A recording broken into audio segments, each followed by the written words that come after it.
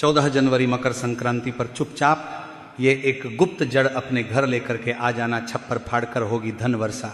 श्री शिवाय नमस्तुभ्यम। महाराज भक्तों, इस पौधे की जड़ इतनी अधिक चमत्कारी है कि इसे घर लेकर आते ही आपको अपने जीवन के हर कष्टों से तुरंत मुक्ति मिलेगी। साथ ही महाराज आपको भगवान शिव के साथ साथ माता लक्ष्मी का भी आशीर्वाद प्राप्त होगा और आपकी हर मनोकामना भगवान शिव के आशीर्वाद से पूरी होगी।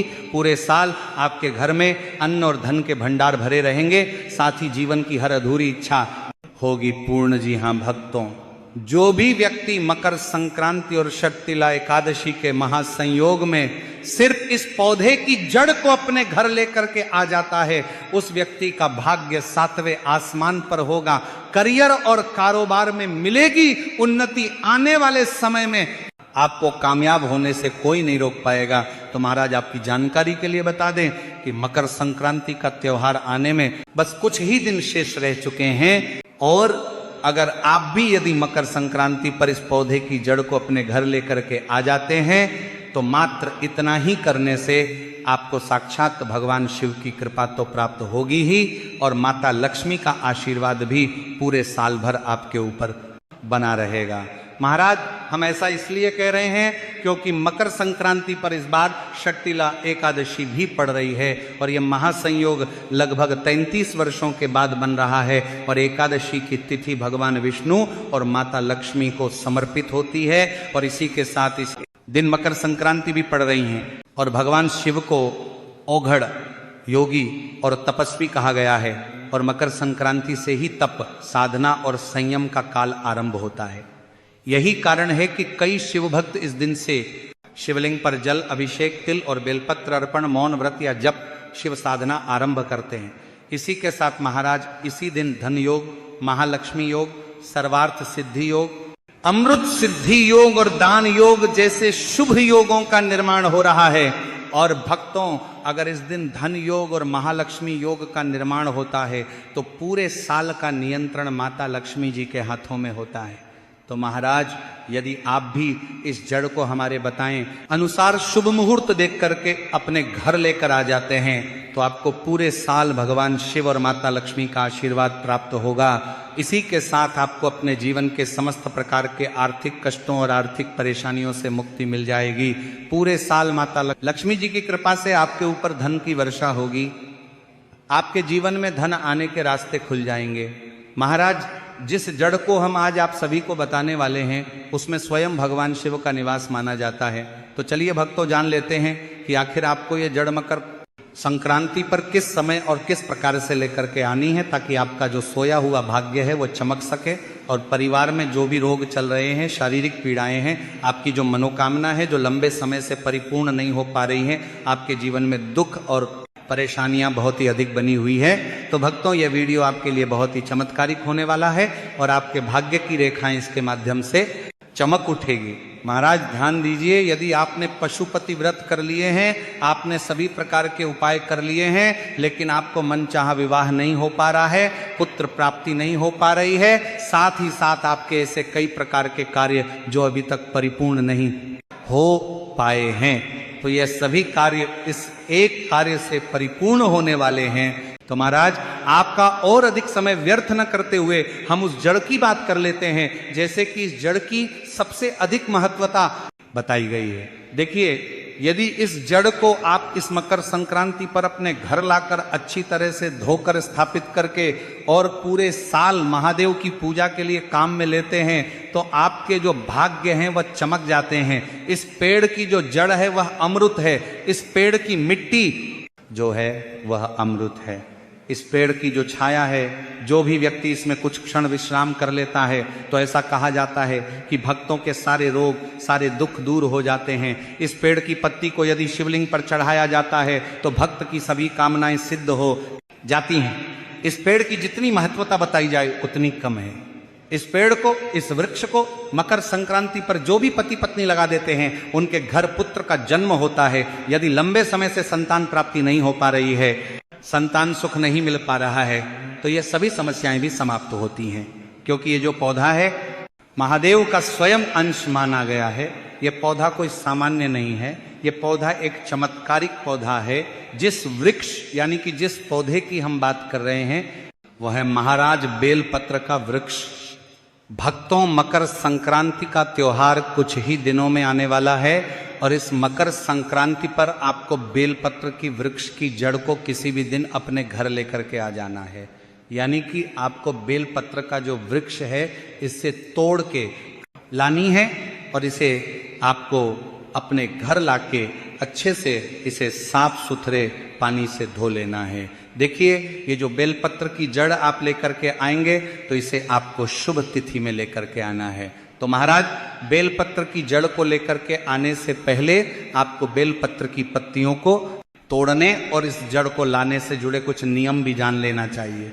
तो महाराज, सबसे पहले तो बेलपत्र की जो जड़ है इसे आपको सोमवार के दिन बिल्कुल भी लेकर के नहीं आना है, क्योंकि सोमवार के दिन बेलपत्र की पत्तियां तोड़ना, बेलपत्र की छाल तोड़ना अच्छा नहीं माना जाता है। साथ ही साथ पूर्णिमा की जो तिथि है इस पर भी आप बेलपत्र की पत्ती या फिर जड़ तोड़ के नहीं ला सकते हैं, इस बात का भी आपको ध्यान रखना है। साथ ही आप 7 अमावस्या की जो तिथि है इसमें आप रात्रि के समय या फिर शाम के समय बेलपत्र की पत्ती या फिर जड़ तोड़ करके नहीं ला सकते हैं। इसके अलावा आप अन्य कोई भी दिन हो, चाहे वो मंगलवार का दिन हो, बुधवार का दिन हो, गुरुवार का दिन हो, शुक्रवार का दिन हो, शनिवार का दिन हो, रविवार का दिन हो, किसी भी प्रकार का दिन हो, उस दिन आप बेलपत्र की पत्ती और बेलपत्र की जड़ लेकर के आ सकते हैं।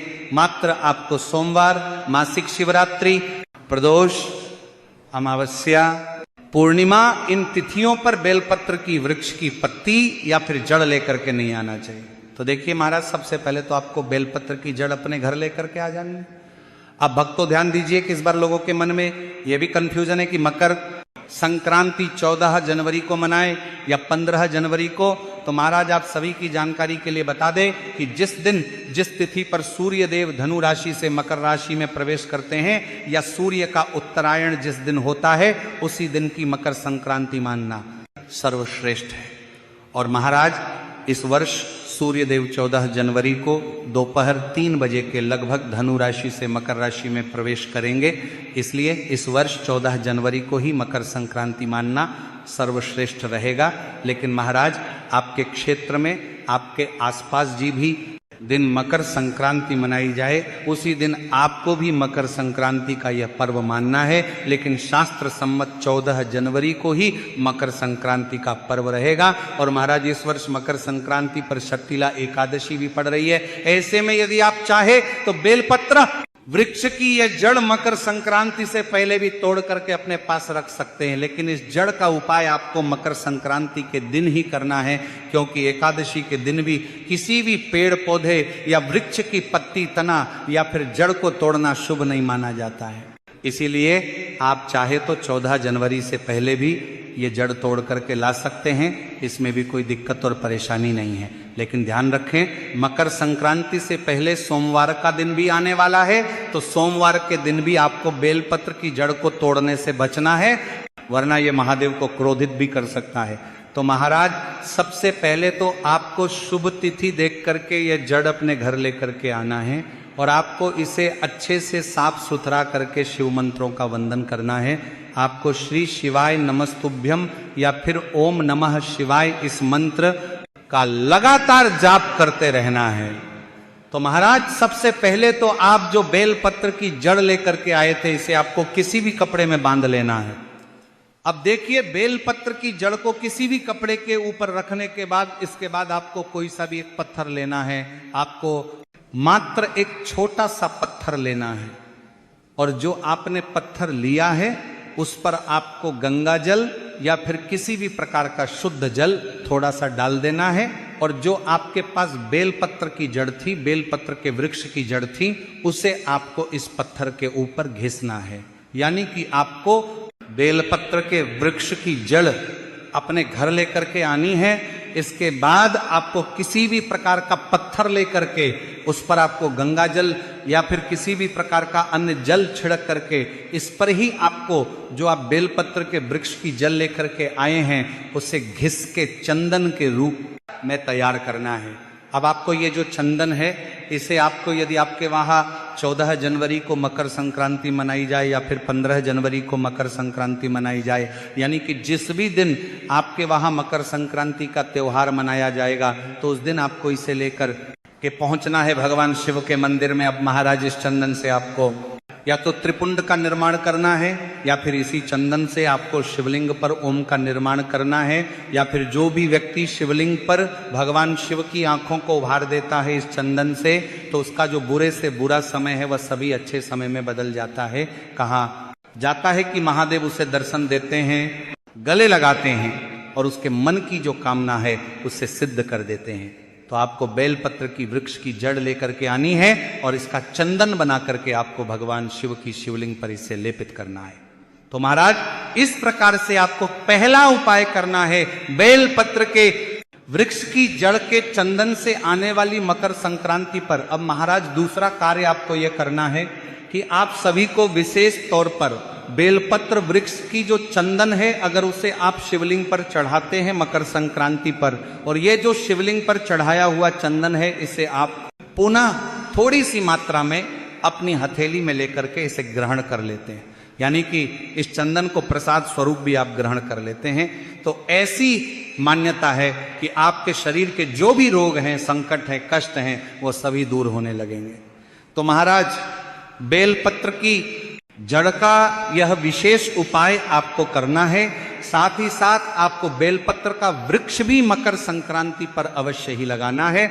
इससे आपके घर के जो संकट, कष्ट, पीड़ा है वह सभी समाप्त हो जाती है। तो इस प्रकार से आपको मकर संक्रांति के दिन बेलपत्र के वृक्ष की जड़ का प्रयोग अवश्य करना है। आपके जीवन से जो सारे संकट हैं, बाधाएं हैं, कष्ट हैं, वह स्वयं महादेव दूर करने वाले हैं। तो अंतिम मौका आपके पास बचा हुआ है, इसलिए आपको इस मकर संक्रांति और षटतिला एकादशी के महासंयोग में यह चमत्कारी जड़ जरूर से लेकर आना है। जो चाहोगे वह सब कुछ मिलेगा। अब महाराज इसी के साथ मकर संक्रांति जैसे पवित्र पर्व पर दान को लेकर लोगों के मन में यही भ्रम रहता है कि जब तक महंगी वस्तु का दान न किया जाए तब तक पूरा फल नहीं मिलता, जबकि शास्त्र इसका बिल्कुल उल्टा संदेश देते हैं। महाराज यदि कोई व्यक्ति मकर संक्रांति पर महंगा दान करने की स्थिति में नहीं है, तो उसे बिल्कुल भी दुखी या संकोच में नहीं पड़ना चाहिए, क्योंकि भगवान कभी भी किसी की जेब नहीं देखते, भगवान मन की भावना देखते हैं। जिस घर में धन का अभाव हो, उस घर में यदि श्रद्धा है तो वही श्रद्धा सबसे बड़ा दान बन जाती है।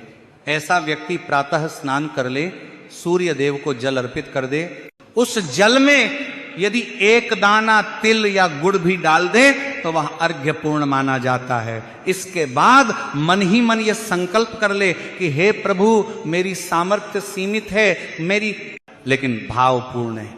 यही संकल्प उसे संपूर्ण फल दिलाने के लिए पर्याप्त है।